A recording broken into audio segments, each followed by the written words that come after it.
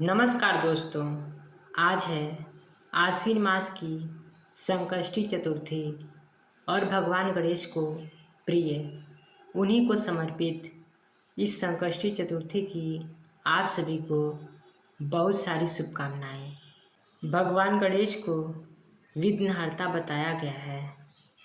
संकष्टी चतुर्थी व्रत की मूल शक्ति कथा में निहित है, इसलिए इसे विघ्नराज संकष्टी चतुर्थी कहते हैं।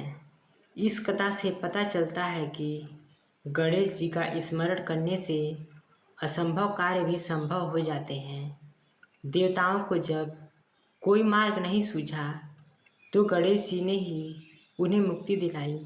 तो चलिए विघ्नराज संकष्टी चतुर्थी की संपूर्ण व्रत कथा का श्रवण प्रारंभ करते हैं। धर्मराज युधिष्ठिर ने भगवान से पूछा, हे कृष्ण जी, मैंने सुना है कि आश्विन मास के कृष्ण पक्ष की चतुर्थी को संकष्टी चतुर्थी कहते हैं।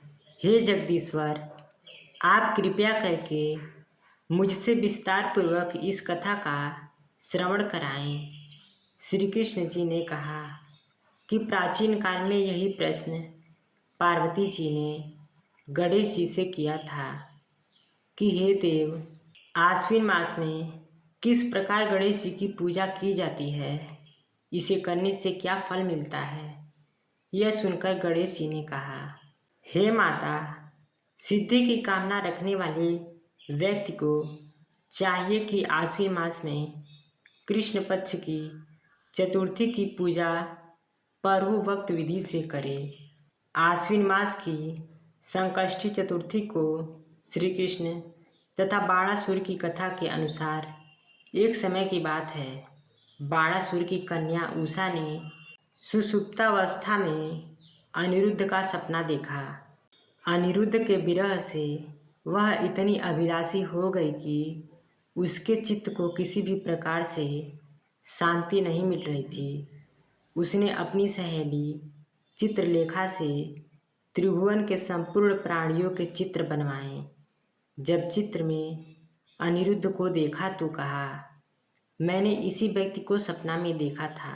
इसी के साथ मेरा प्राणी ग्रहण संस्कार भी हुआ था। हे सखी, यह व्यक्ति जहाँ कहीं भी मिल सके खोज लाओ, अन्यथा इसके वियोग में मैं अपने प्राण त्याग दूंगी।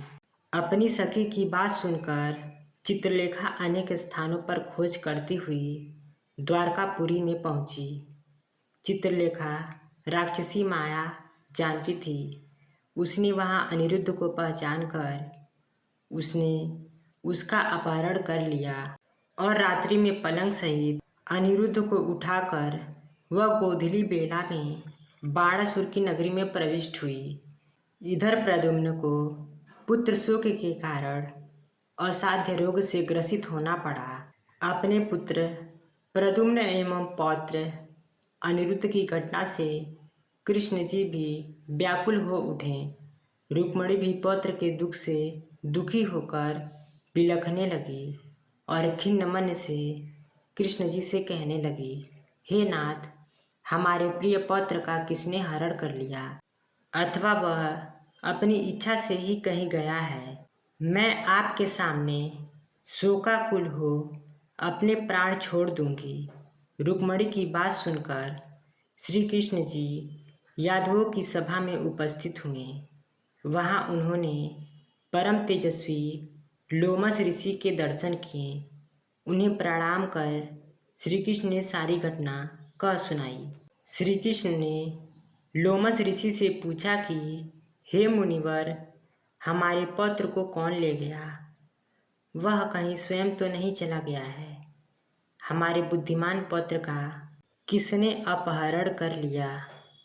यह बात मैं नहीं जान सकता हूँ। उसकी माता पुत्र वियोग के कारण बहुत दुखी है।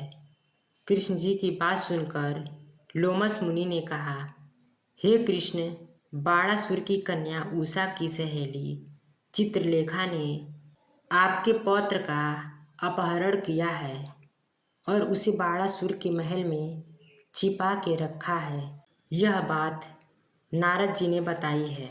आप आश्विन मास के कृष्ण पक्ष की चतुर्थी संकटी का अनुष्ठान कीजिए। इस व्रत के करने से आपका पौत्र अवश्य ही आ जाएगा। ऐसा सुनाकर मुनिवर वन में चले गए। श्री कृष्ण जी ने लोमस ऋषि के कथन अनुसार विधि विधान के साथ व्रत किया और इस व्रत के प्रभाव से श्री कृष्ण बाणासुर को पराजित कर दिया। इस महाभीषण युद्ध में शिव जी ने भी बाणासुर की बड़ी रक्षा की, फिर भी वह परास्त हो गया। भगवान श्री कृष्ण ने कुपित होकर बाणासुर की सहस्त्र भुजाओं को काट दिया। ऐसी सफलता का कारण चतुर्थी संकष्टी व्रत का प्रभाव ही था। श्री गणेश जी को प्रसन्न करने तथा संपूर्ण विघ्न को हरने के लिए इस व्रत के समान कोई दूसरा व्रत नहीं है। श्री कृष्ण ने कहा, हे राजन, संपूर्ण विपत्तियों के विनाश के लिए मनुष्य को इस व्रत को अवश्य ही करना चाहिए। इस व्रत के प्रभाव से शत्रुओं पर विजय प्राप्त करने की शक्ति आती है और राजा अधिकार होंगे। इस व्रत की महिमा का वर्णन बड़े बड़े विद्वान भी नहीं कर सकते। हे कुंती पुत्र, मैंने इसका अनुभव स्वयं किया है। यह मैं आपसे सत्य कह रहा हूँ। इस प्रकार संकष्टी चतुर्थी व्रत को करने वाले भक्तों को भगवान श्री गणेश जी का आशीर्वाद प्राप्त होता है और उसके सारे दुख दर्द दूर हो जाते हैं और उसकी कामनाओं की पूर्ति होती है। तो ये थी आज की संकष्टी चतुर्थी व्रत कथा। आशा है कि आप लोगों को यह वीडियो पसंद आई होगी। अगर ऐसा है तो वीडियो को लाइक, कमेंट, शेयर करें और चैनल को सब्सक्राइब करना ना भूलें।